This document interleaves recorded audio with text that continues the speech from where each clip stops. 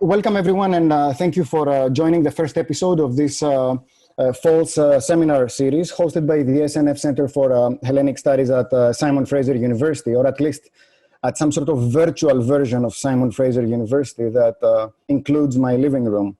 My name is Dimitris Krallis. I'm professor of Byzantine history in the Department of Humanities at SFU and director of the Stavros Niarchos Foundation Centre for Hellenic Studies, which in a way is also the host of these meetings. I'm pleased to introduce today Jovana Anđelković, who's our speaker. Jovana is a PhD candidate in the Department of History at SFU, but it should be noted that actually most of her professors and supervisors are at the Department of Humanities due to the vagaries of administrative organization at SFU. She's also affiliated with the SNF Center for Hellenic Studies. Jovana has completed her MA thesis at the University of Belgrade with a focus on 11th century Byzantine epistolography and the works of Ioannis Mavropoulos. Inspired by close reading methodological practices apparent in her MA dissertation, she's interested in integrating and applying them to questions of history of education and common memory creation. She's also actively engaged as an associate in the Petnica Science Center in Serbia, where she works on youth education within the Social Sciences and Humanities department. Her talk today is titled The Church, the State, and the People, plural, Educational Policies and Medieval History Curricula in the Balkans. Before I hand it off to Jovana, let me give you a bit of a sense of how this will work, because it's certainly not your standard format. You may have noticed that as attendees, you don't have a lot of power. You are kind of muted right now.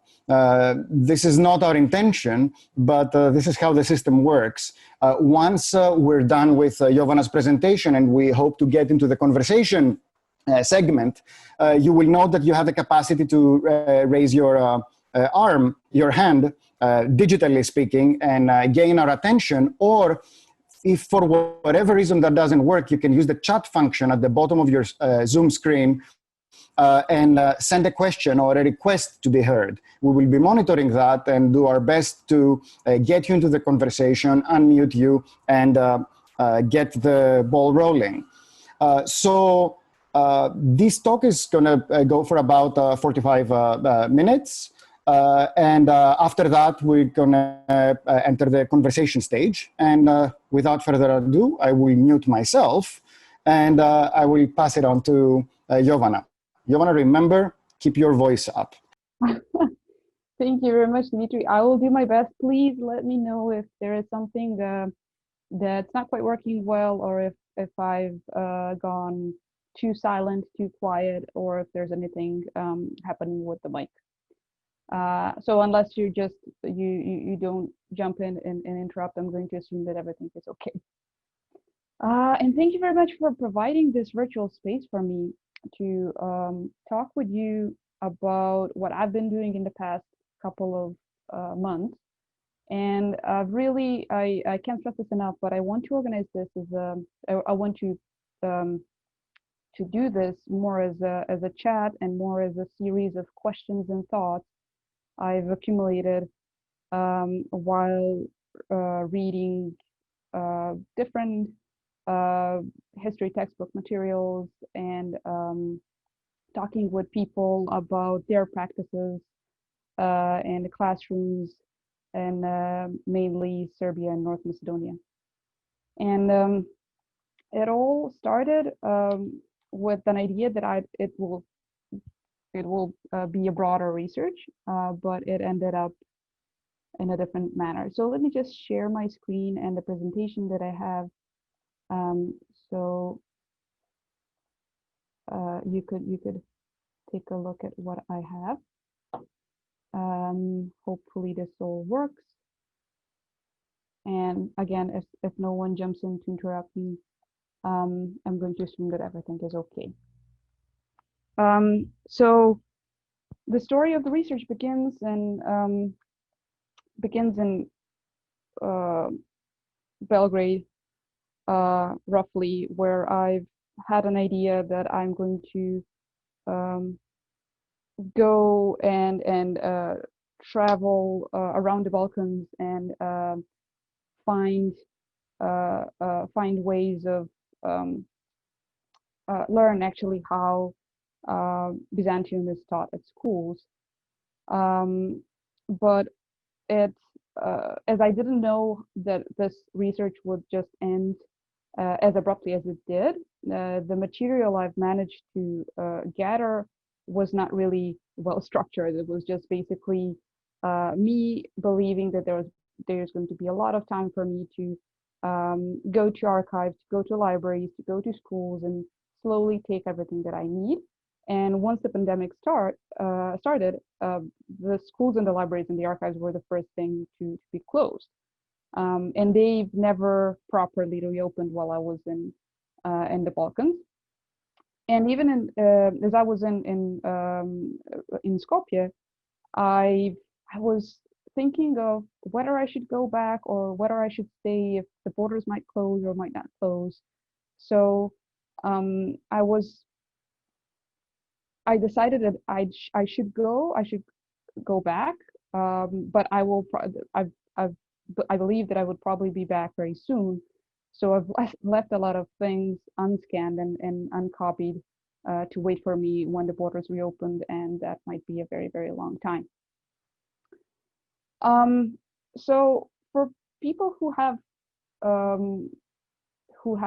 gone to schools in the Balkans, the question of what one can find in Byzantine textbooks seems like an obvious one, because this is an experience we've all had. This is an experience that's quite familiar. We have an idea of how we can look at this, but I'm more interested into questions of not like the questions of how Byzantium actually appears, but questions of how it's phrased and the very details and the so-called unquestionable elements that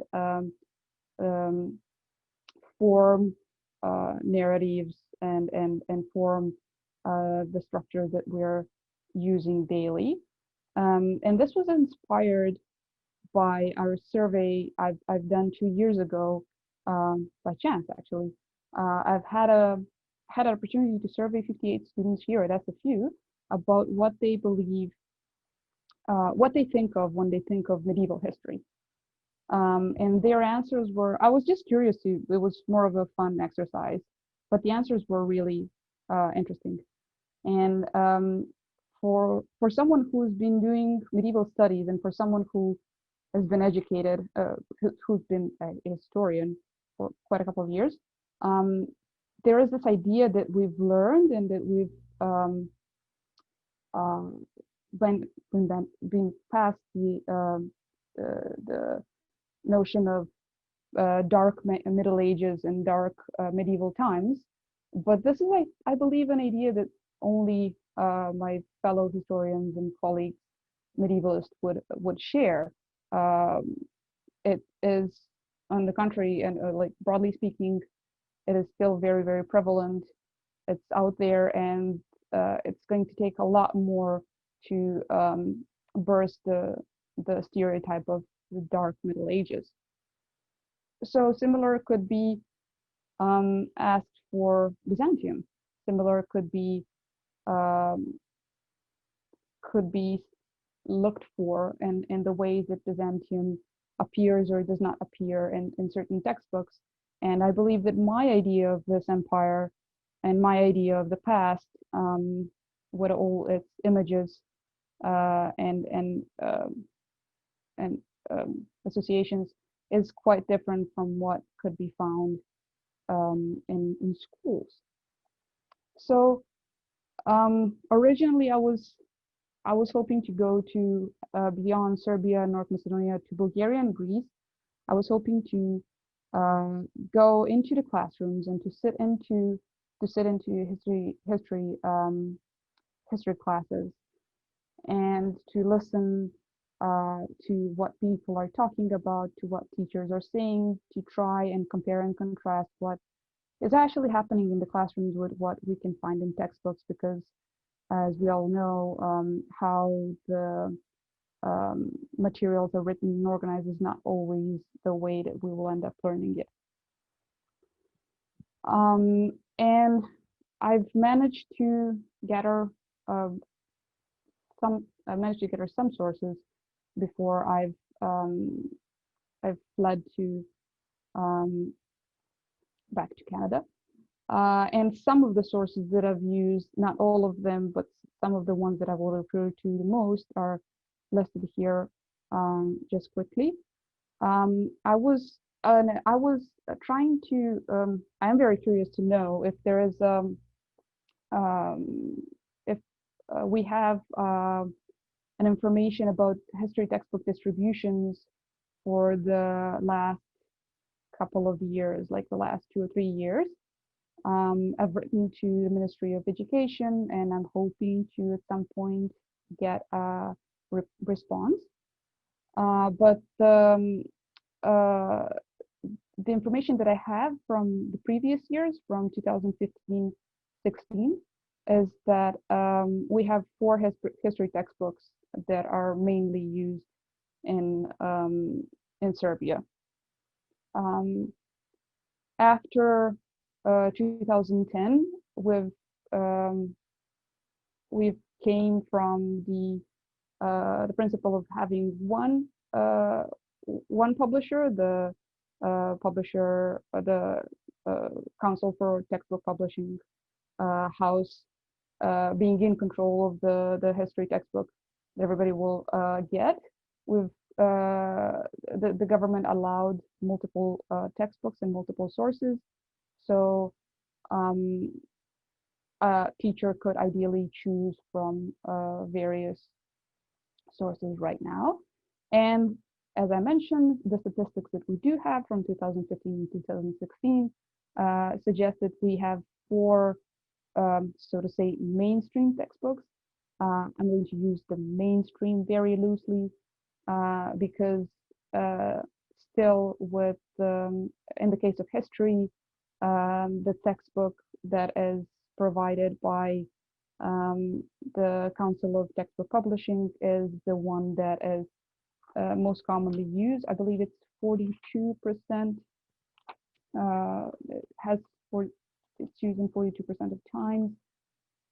Yes, and then we have Novi Logos and with 29.9%, and then we have Clip with 20%, and in the end Fresca with 6%.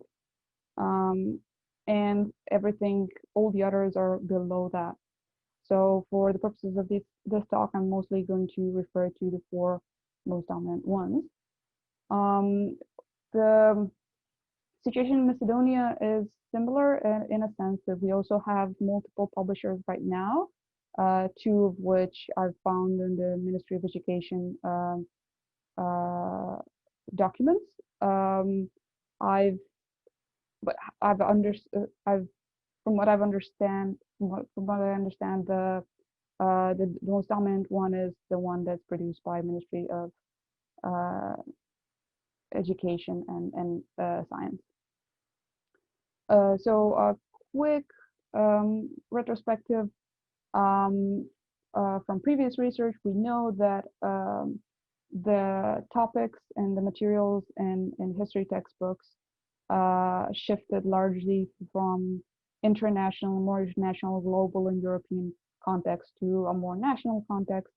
And with the very specific example of Northern Macedonian textbooks analysis, we know that, for example, in 1962, we have 58.8% of world history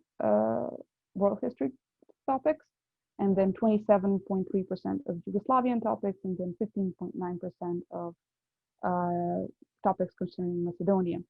And in 1995, we have 46.3% of global topics, and then 14% of Yugoslavian topics.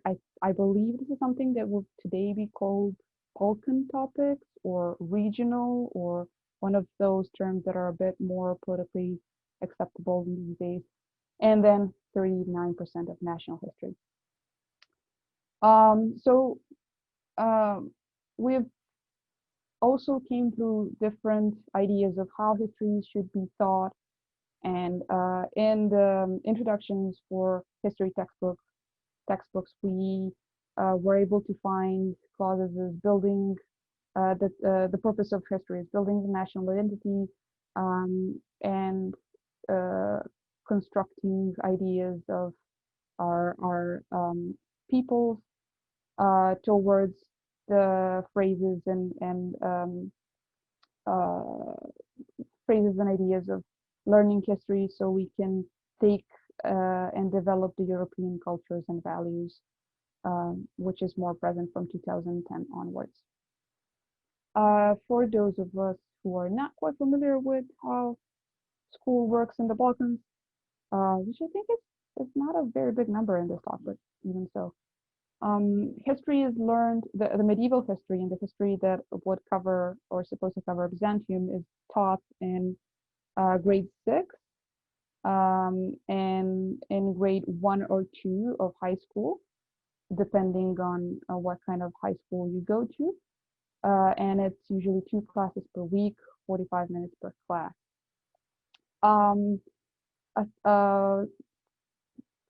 Interesting thing is that we, from what we've know from instructions provided by the Ministry of Education in North Macedonia, teachers are allowed to skip certain lessons, certain topics, but we don't know which, and we don't know what the process of elimination might be. So this is where going into the actual classrooms would be very, very useful. So the way I see it, and the way I've constructed the question to go back to that, is starting with Byzantium, starting with the center of this image. I would like to see how it works, how it grows and intertwined with other historical narratives, with European histories and national history. We don't really, in both North Macedonia and Serbia, we don't really do non-European history. You would get glimpses of the Middle East and the Northern Africa, and up until the 15th century, where we introduced Columbus and the other explorers. We don't really get concerned too much with non-European history. And then on top of that, you have stories and ideas and knowledge of other subjects in schools, like math and literature or biology or physics and everything else that you have to learn and have to be in contact with daily, that shapes the way you learn and perceive images and stories and knowledge. And beyond that, then you have the teaching practices from, you have the domain of the classroom. You have the teaching practices every teacher brings individually. You have the ideas of how certain materials should be presented and discussed. You have various methods for teaching. You have tests that are shifting you towards what you need to learn and what you will prioritize. You have discussions in class. You have the option to skip some classes, the option to skip some materials, and you have the option to bring other things into the classroom, the extracurricular things. Beyond that, you have educational policies. You have the shifting and the changing programs, the directive that we are getting from as a part of the EU integration process, specific laws about the shapes and types of textbooks, reforms of those same laws, then the changes within school systems and the class distribution, as I've learned from the ongoing reform that's supposed to be implemented very soon. We have the idea of shifting the focus towards more practical curriculum to something that where we'd have more tech classes and programming and IT and a bit less history and a bit less humanities in general. But that's a different story. Then beyond that, beyond our schools, we have public histories and public discourses and media and monuments and churches and street names and exhibits and all those things that are also sending us a message of what Byzantium actually could be or is.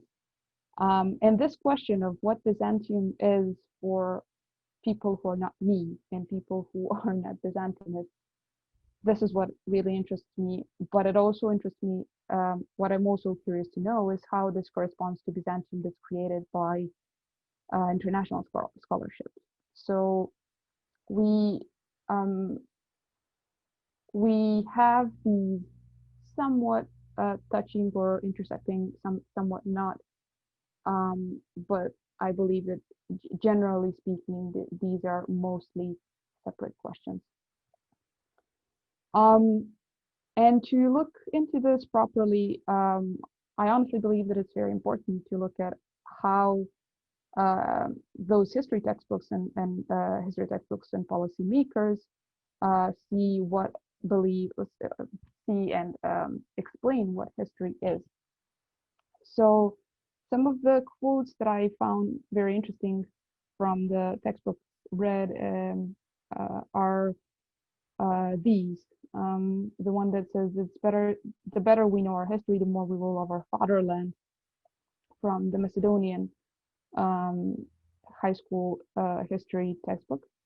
And when we say the past, we think of the past of our families, the past of our people and we belong to, and the past of the world. I also like in this quote that we're the way that the past is expanding and the way this is perceived from personal to general and to global, and that we have to connect it with but also. And then we have ideas of history as something that should serve as a warning. Very often in the introductory passages, we'd see phrases that would portray history as something that is supposed to warn us, it's supposed to make us be wary of the present, which is also quite telling. And that we are supposed to learn about people who current contemporary Serbs or Macedonians or whomever are very proud of, which gives us a direct link with what we have in the past, even a very distant past, and what we have in the present.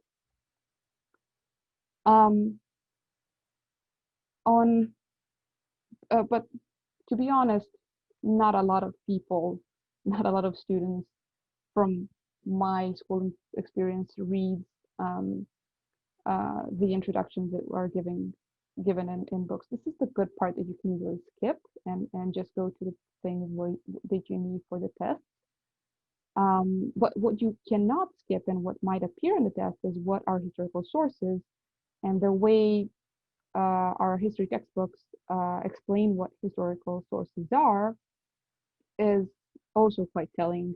And in all of the textbooks I've found and read, I have, when we consider when medieval history is considered and sources for medieval history are considered, we have the saints' lives in the first place. So we don't have chronographies, we don't have histories, we don't have documents.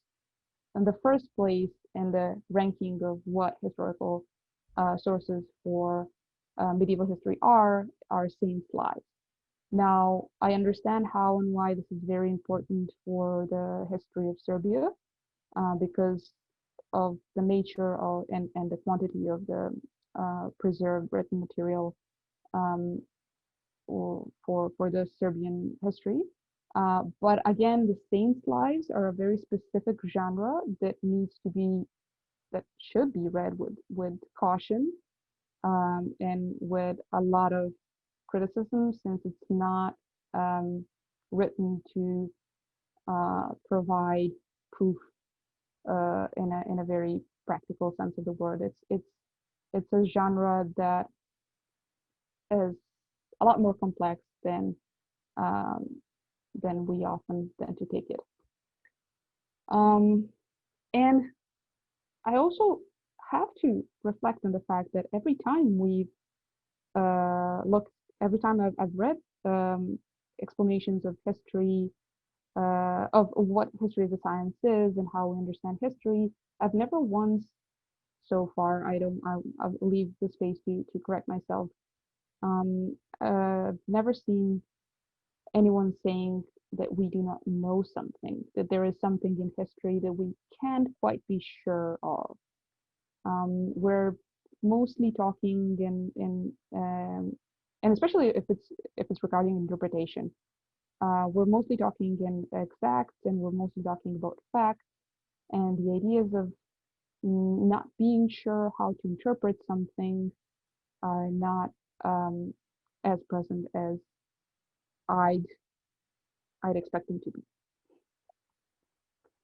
And when we do have a textbook at hand, there are a couple of things that it tells us without telling us that directly. I'm not quite sure this is where the classroom would be very useful. I'm not quite sure how often this is used, or if it's taken too seriously. But the Ministry of Education provides us with a list of key terms with the textbooks that the students are expected to know by the end of the year. And we have a different list of terms for every year. We have a different idea of what should be learned and how it should be understood. And there are three categories of importance. On the first level, you have the level 1 importance that like 80% to 100% of students should know to pass the grade. Then you have the level 2 of importance, which is like around between 50, 60 to 70% of students. And then you have the third level, which is something that's categorized as valuable knowledge, as extra knowledge that you would know and learn only if you're a very good student. And the basic terms, the ones that are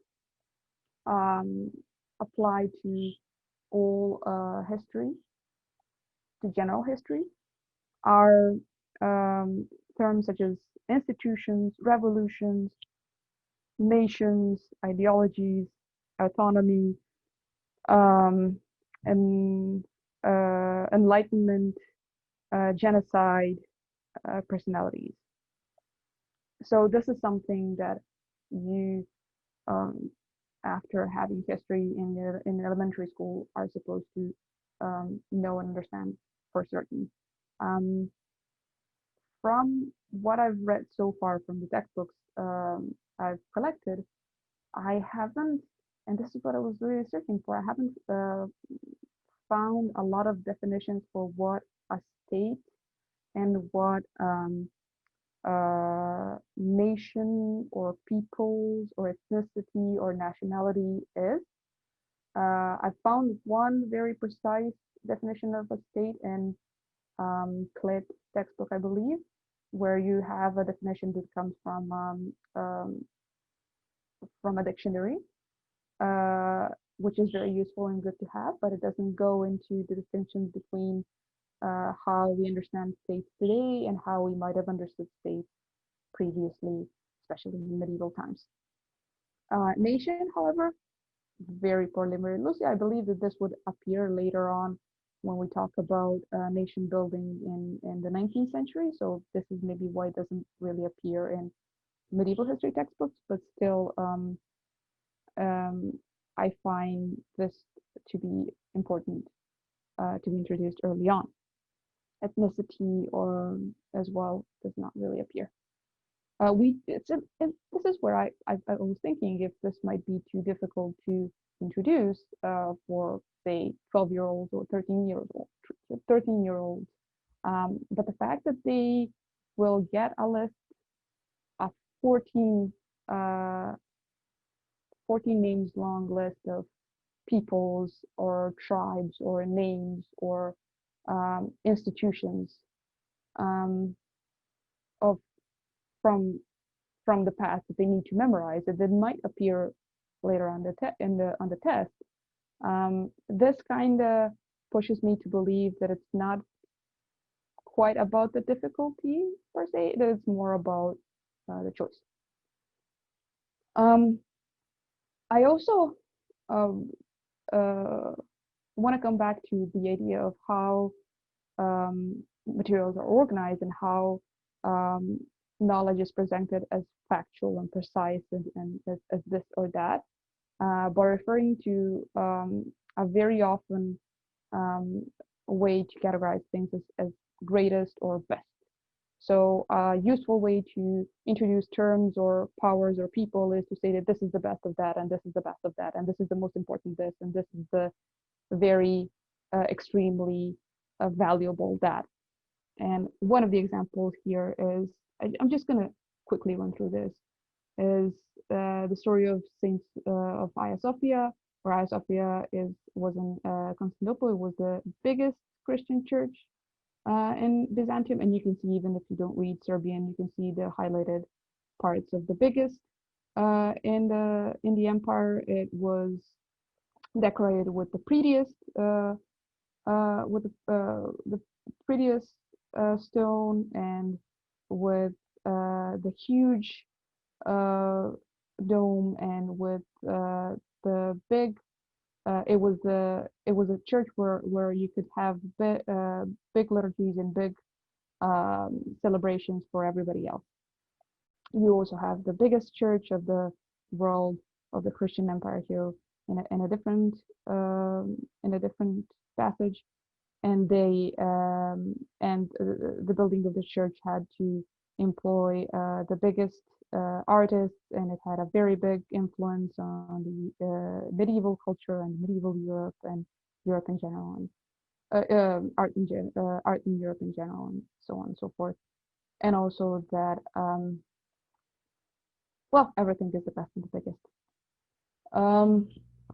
So when we operate with these terms, we have a problem of start perceiving things as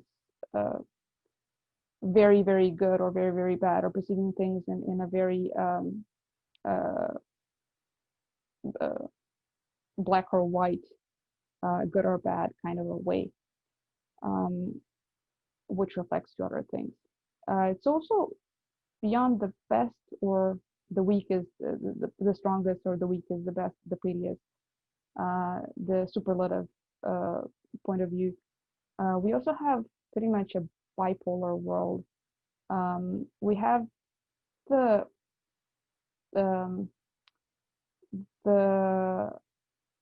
old way of looking at the East and the West as two forces that are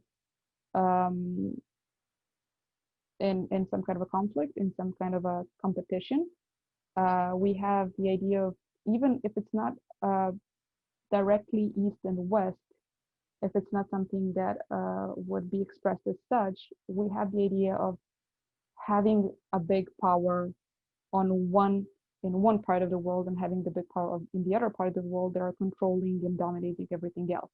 And ideally, we would have them fighting for the ultimate power. And it's usually the Franks and the Romans when we talk about the medieval times, especially in the beginning. So most of textbooks, except I think Novilogos in the second year of high school in Serbia, are organized so that you have side by side two lectures about Franks and the Frankish Empire and Byzantium and Romans. And these are presented simultaneously, and these are presented as the ones that you should learn as two dominating powers.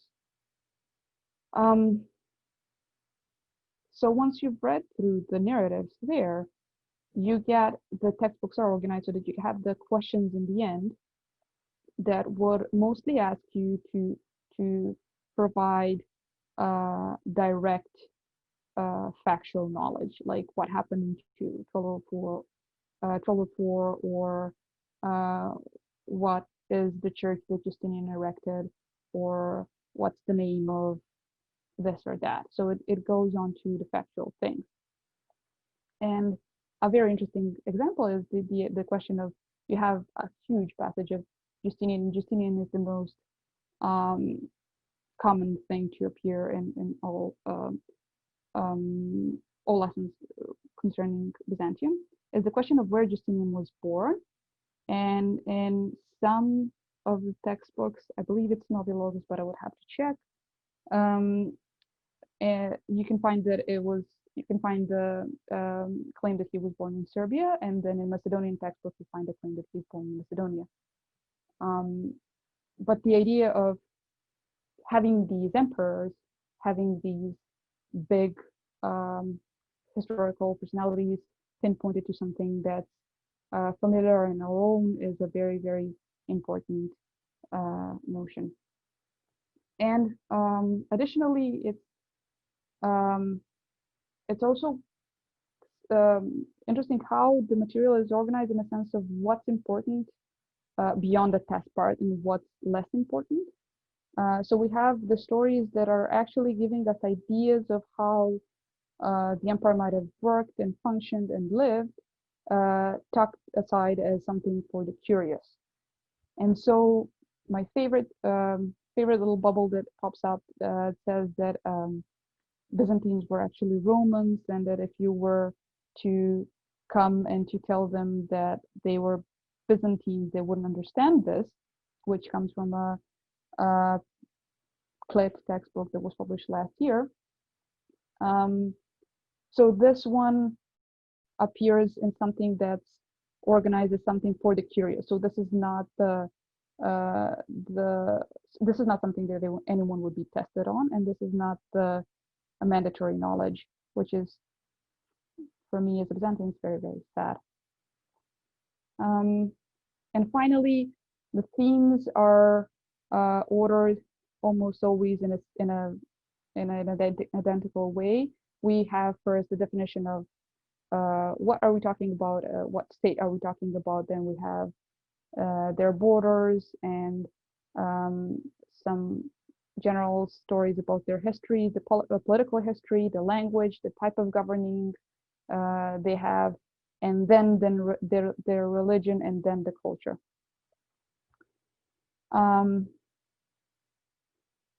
The culture always comes last.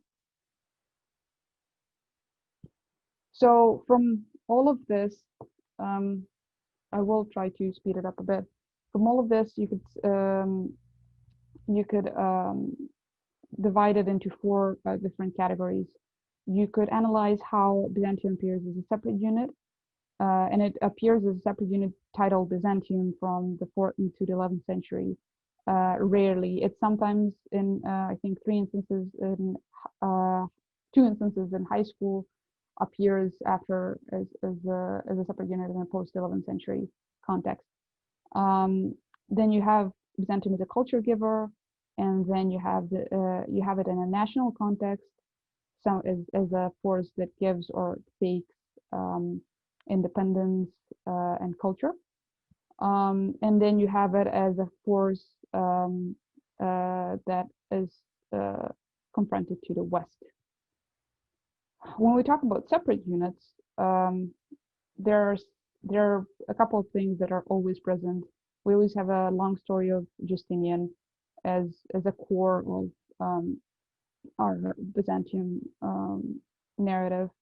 We always have this term Romei, which is spelled as Romei, and it was very, very important to say that it was Romei, that it wasn't the Romans, that the Byzantinists call themselves Romans, which is an old issue we're dealing with from well, we're still dealing with as in today. Oh, sorry, okay. I thought that our recording stopped, sorry. And then we have the three pillars of Byzantium, which is an old Ostrogorsky the way to start your lecture in Byzantium. Interestingly, in the previously mentioned Pled textbook, where we are detecting Romans as Romans and not Romei, or so-called Romei, or so-called Romans, or whomever, we have the mention of two pillars. We have the Romanness highlighted as the most important element. And then we have the distinction between Romans and the Byzantines as a separate thing, as something that's not quite the same, and especially as time progresses. Again, this is something that comes from our older scholarship. That as time progresses, we have Romans that are becoming more and more Byzantine, and that are turning themselves into Byzantines. We also have this narrative of failure that's always present, sometimes even though it's not directly phrased or framed as such. So I've taken here, for example, three beginning sentences of the three passages from the high school textbook that talks about the might of Byzantium, and every passage in the political history part starts with something that does not quite sound powerful. So it starts with the renewal of the Roman Empire was short term. It starts with the hardest hit for the Roman Empire was. It starts with the empire was on the edge of doom when Heraclius came to power, and so on and so forth. So with the repetition of this inevitable fall, you're creating an idea of this empire that's barely alive, but has some ways and tricks to survive. And then it finally falls to mark the end of the Middle Ages.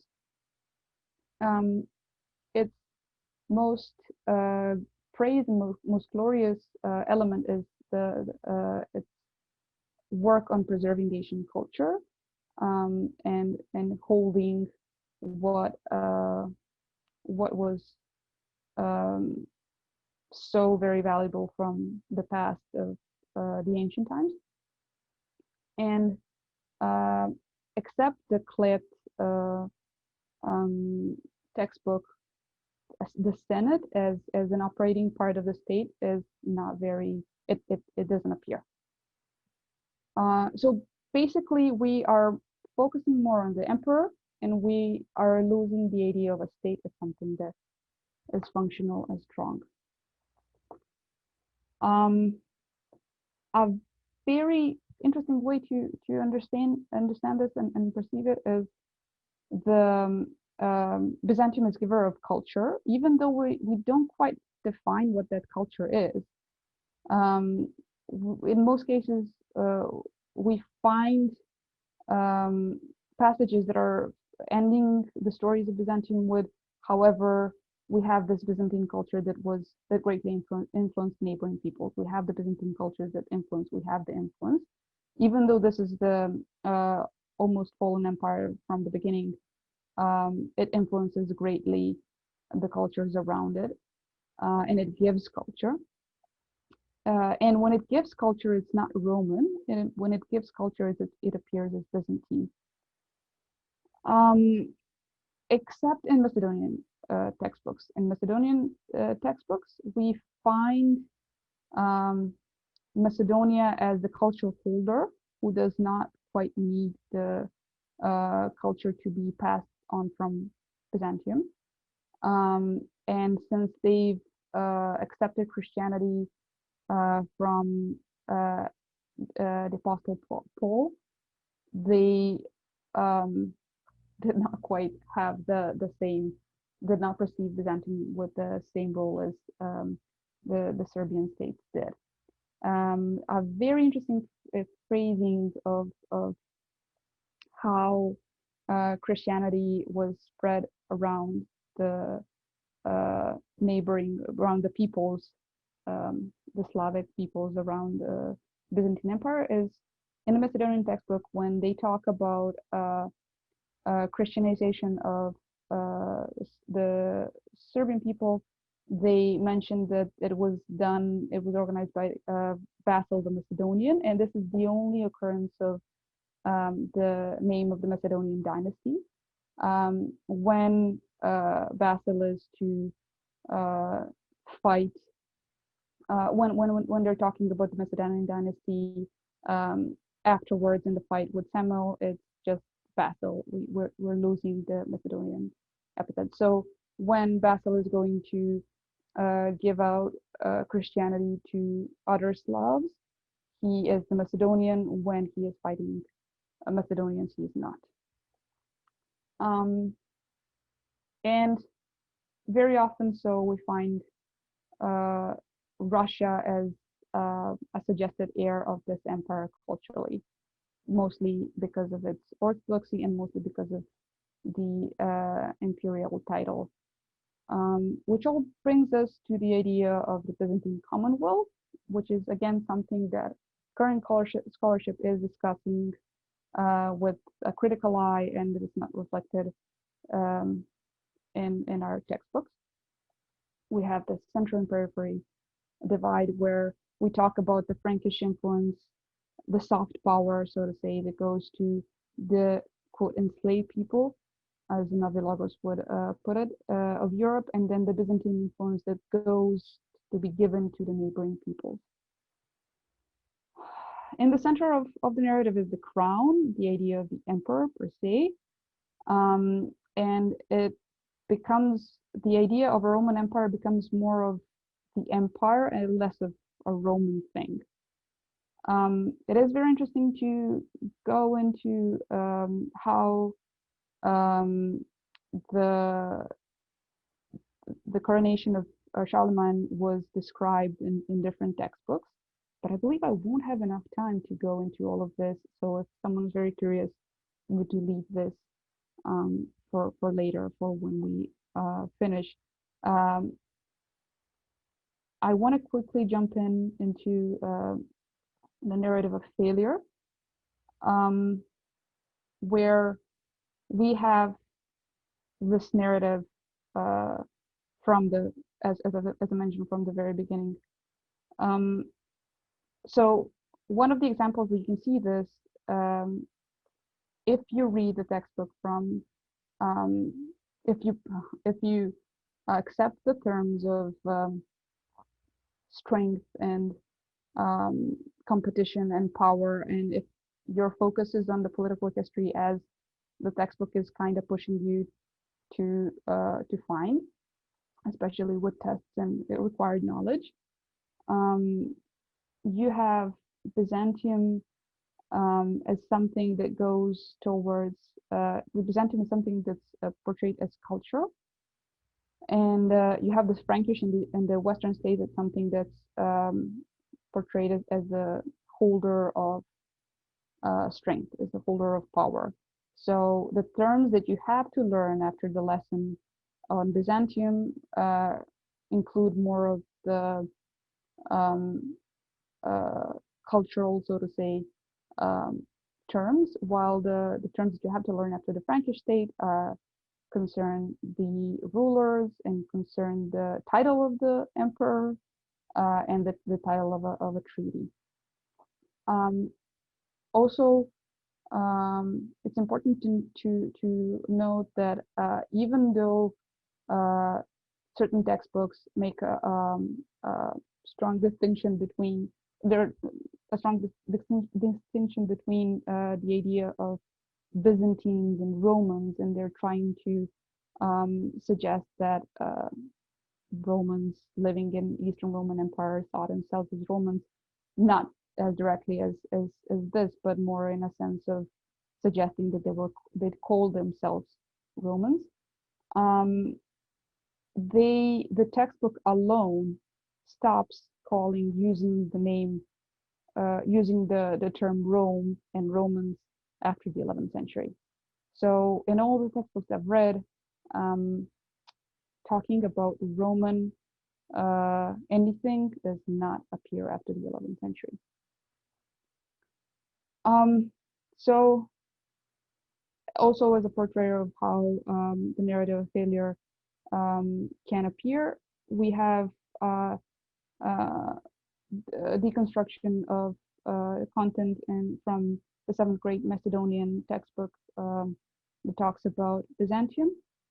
And we have 10 lines about pre-1204 history, 5 of which are to talk about new potential troubles from people around, different troubles like Normans and stuff like that. 12 lines are the Latin states, which are not directly Byzantium. 13 lines are about renewal, with an accent on new enemies. So this is where we have one sentence that says, and the Byzantine Empire was renewed after 1261. However, we had new enemies and new potential threats and whatnot, so on and so forth. And finally, we have 33 lines of fight, fail, and decline.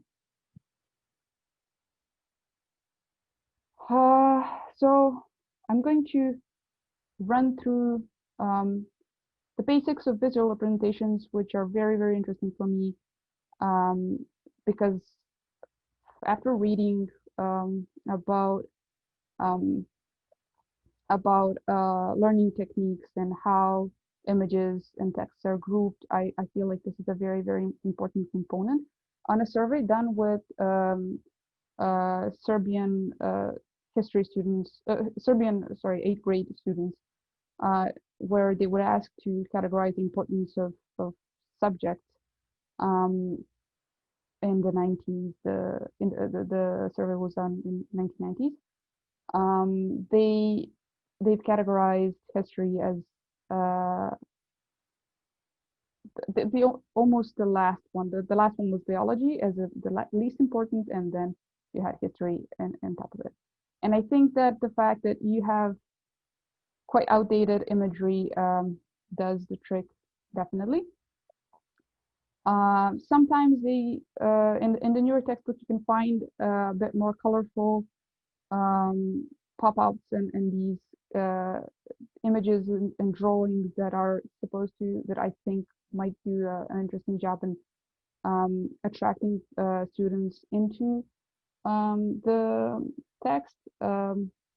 It's sometimes problematic that they're outside of the context of the text and they're on the side, which conflicts some of the Gestalt rules, but they are there to amuse us. And I just wanted to share that we even have a picture of Anna Komnena, the Byzantine princess, as a modern day secretary lady, who a business lady of some sort, maybe. Not all of imagery is outdated. There are newer textbooks that are working on creating the different visual effects, and hopefully that will make a difference in the future. And finally, I want to go back to the question of what is Byzantium and to whom. And when we think of this is from the Statistical Office of Macedonia, we think of the fact that 40% of the people would go to a high school. 59.6% goes to vocational education. If you choose vocational education, you would get a very short, to the point history textbook that doesn't include anything but national history in Macedonia. So you have 40% of people for working with what we've seen, where from that a small portion of that will get the story of colorful Romans and not the outdated old images. And as one of the examples of how this is done and performed and learned, I wanted to just show you these old textbooks that are used by students that suggest how the learning process goes, what's important and what they assume they could be quizzed on, where and what is less important and what's skipped. So as we can see in the picture, the parts with years, dates, with names, with facts are highlighted, and the parts that are talking about the culture are usually skipped. So why does this matter? Well, when you think about the fact that history education is basically what prepares students to understand what their contemporary world is and how states, diplomacy and politics work in the present, then it's very, very important to talk about how this is portrayed in the past.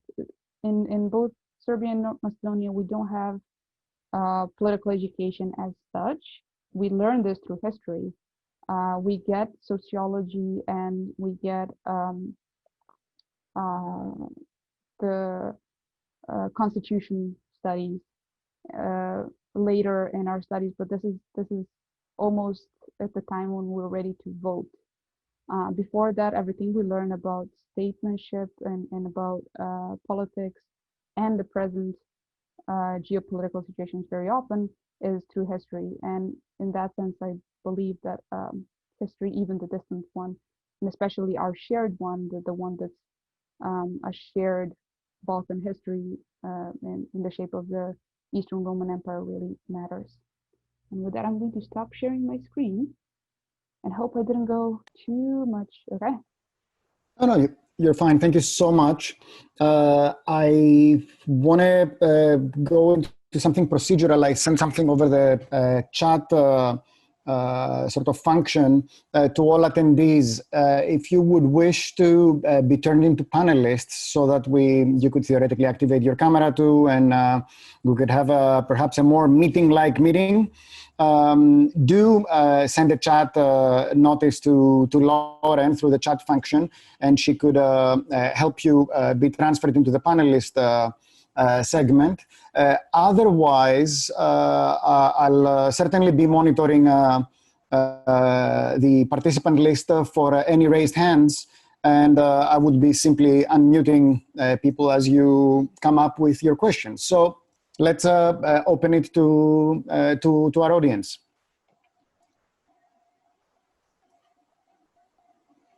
Can also use the chat function for questions.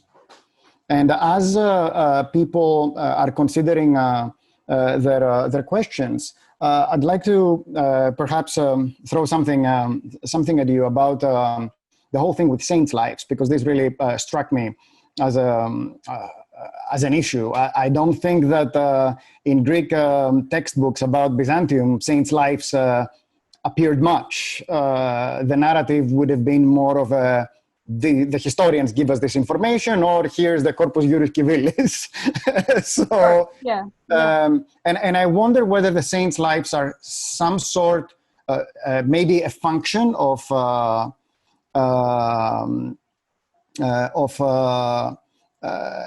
Marxist historiography, ground-up historiography, and its influence on former Yugoslavian kind of historiographical trends, or whether it is simply a function of the types of sources you have about the sort of Slavic Middle Ages you would be working with. It's mostly because of the Slavic Middle Ages. It's because I think it's mostly focused on the history of Nemanjić dynasty, because we find out the narrative part of this story mostly through the saints' lives. And there is this complex relationship between what church is and what state is, both in medieval times and current times.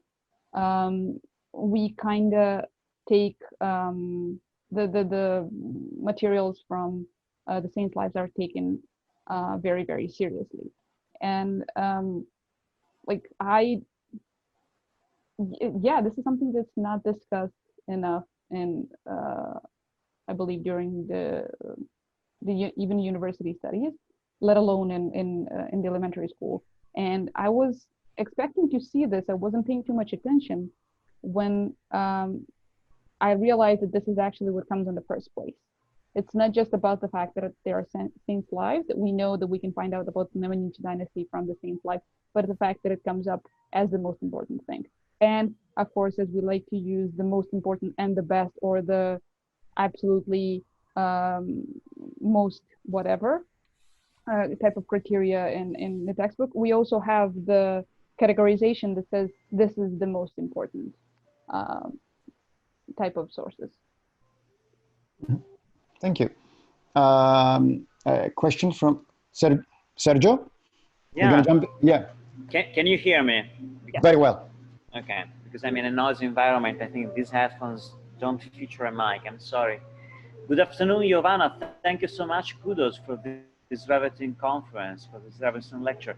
I was wondering if you might spend a few more words on the perception of the figure of Charlemagne in Serbian textbooks. Is he perceived as or presented as an usurper, or what? Thank you very much. I was kind of hoping for, this is the question that I wanted to get. This is what I was hoping to go to. I know, Jovana and I agreed about the question, and she's offering me a beer for that. So this is, yeah, we have a trade.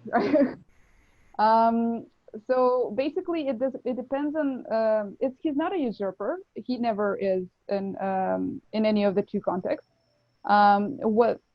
He sometimes appears especially in Novi Logos publishing, as someone who is a culture giver to the Europeans. So he is the one who resurrects culture for Europe.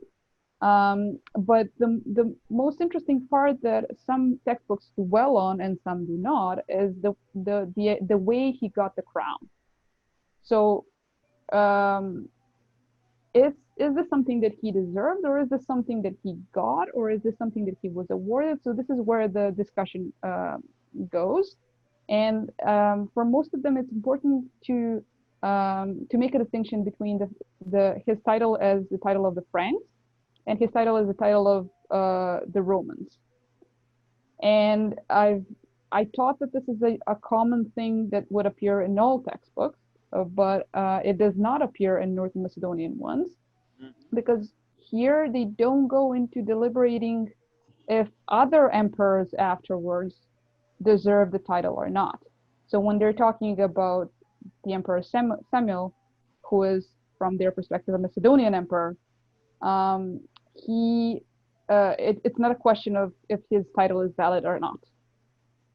However, when the title of the Serbian medieval emperor Dušan is mentioned, there is also a need to say that he deserved this title because he was actually ruling parts of the Roman land, parts of the Greek land, and therefore he wanted to take the title.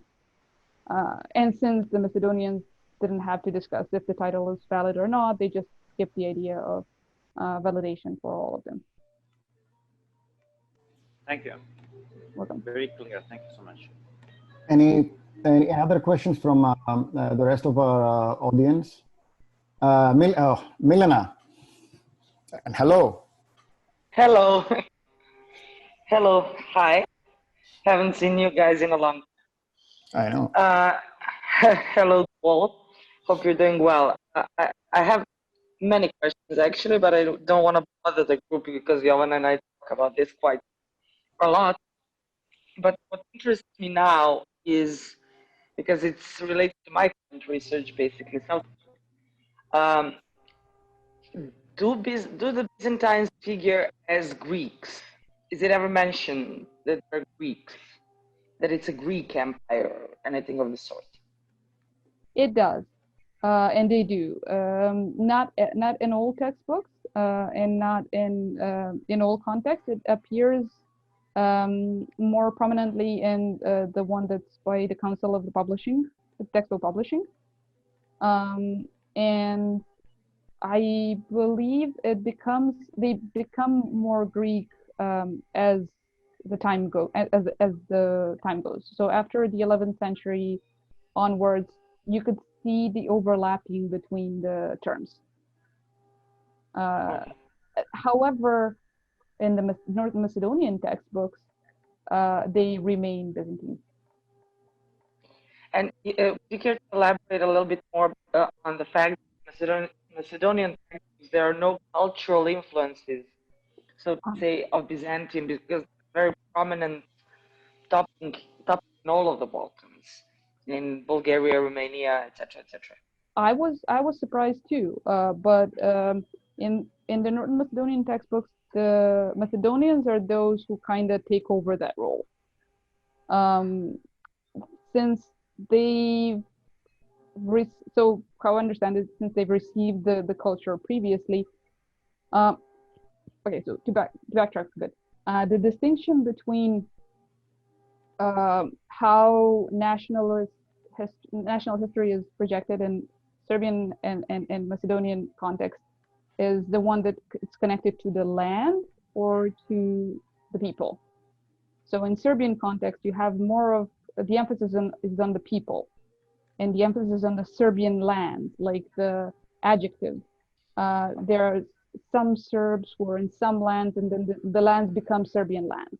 Whereas for Macedonians and for Macedonia, because of all the contemporary and previous issues, the emphasis is on the land. So it's Macedonia that takes and gives, and it's Macedonia that gives the identity, and it's Macedonia that gives the culture. Therefore, to whomever who comes, crosses the land.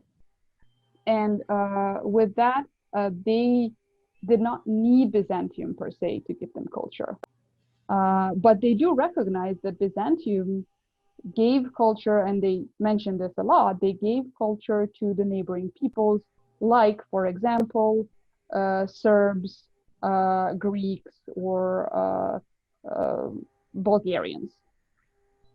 But because, if you remember, Cyril and Methodius came from Macedonia, they were Macedonians, and they gave culture to then Serbians and Bulgarians, and especially the script.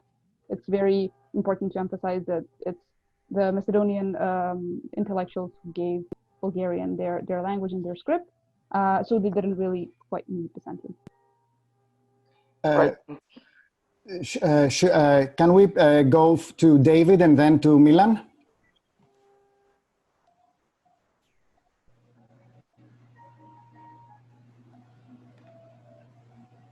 Hi, Jovana. Hello. Yeah, great, you're hearing me.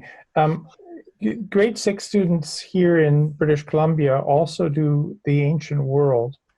And my experience is that the teachers almost always turn it into a lesson on mythology. And so I'm kind of wondering what else is done in grade 6. Are they doing the ancient world then into the Byzantine, or well, what is the context there? So grade 6, grade 5 in Serbia is the beginning. It's the ancient world, and then grade 6 would be the medieval world. In North Macedonia, with the reform that happened a couple of years ago, the history starts in grade 6, and in grade 6 they get the ancient world, and in grade 7, which previously used to be grade 6, they get the medieval world. Now, the curriculum is not very updated. In fact, the textbooks that are used for the history, the medieval history, are still the same as they were before the reform. So you get the textbook that actually says history for grade 6, even though it's history for grade 7 now, and for many years now.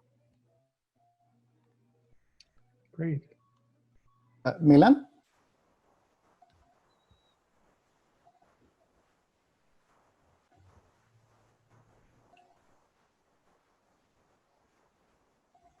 Okay, can you hear me? Yeah. Thank you very much, Jovana, for a super interesting seminar. It's definitely the best midnight seminar that I've ever had, not only because it's the only one. Thank you. But seriously, I think it's really important that someone with the background in the Byzantine studies does this kind of research, because especially we in the Balkans, know that somehow this field, the field of reception of the history, that historiography is only one of the types of the reception of history, and that we have to compete with different forces in the public sphere for this parcel of historical knowledge. So I think it's very important that you're doing this, and I'd love to know in the future how your research develops. But just two very short questions. First one is connected to the techniques and the models of learning that you mentioned. What do the authors of these textbooks add? Because I know myself that the history education in Serbia is cyclical, in the sense that you learn about the same periods in the 6th grade and then in the first or the second grade. What do the authors think that the 6th graders are not capable of adopting, of learning, and that the second graders are capable? So what do they add? What layers of information do they add in the older students' textbooks? And the second question is connected to what you mentioned a couple of times already, and perfectly illustrated in the Macedonian example. So where do we become us when we stop being Byzantines and when we become Macedonians? And it was very interesting on the example of Justiniana Prima, because it mentions it's the biggest city and probably built where Justinian was born, but it doesn't mention that it was destroyed by the Slavs. So I was interested in the Serbian part of the story. Where do we stop being Byzantines and start being Serbian? Thanks. Thanks, Milan. I'm going to start with the second question, and then go back to the first one. It was very interesting for me to look at this one, and I was trying to. I didn't have enough time to include the vocabulary analysis that I have, but it's that play, the world play that happens with who imposes power and who makes. Who oppresses others and who accepts or slowly blends with the local population. And so the Slavs, if they're coming with avars, they would attack because of obviously not Slavs. So when they came alone, they came to inhabit, they came to settle, they came because the land was good and they wanted to take the wealth of the land, and they came and they stayed. So they didn't conquer, they didn't interrupt, they just came and they settled. And eventually they just mix with the local population. We don't get a timeline of when this happens, but they just come there, they put up their tents and they start living there as any decent people would do.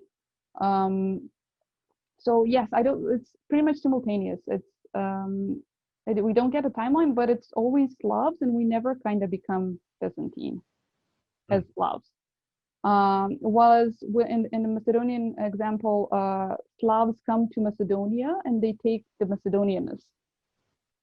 so it goes in the other way. So they come and they bring their Slavic features, but they take the Macedonian name and culture. Again, Byzantium is out of the picture there. And with the first question, the systems of how the history should be taught and how people learn history, students learn history. It's not directly specified. It's mostly like from what's very important to what's less important.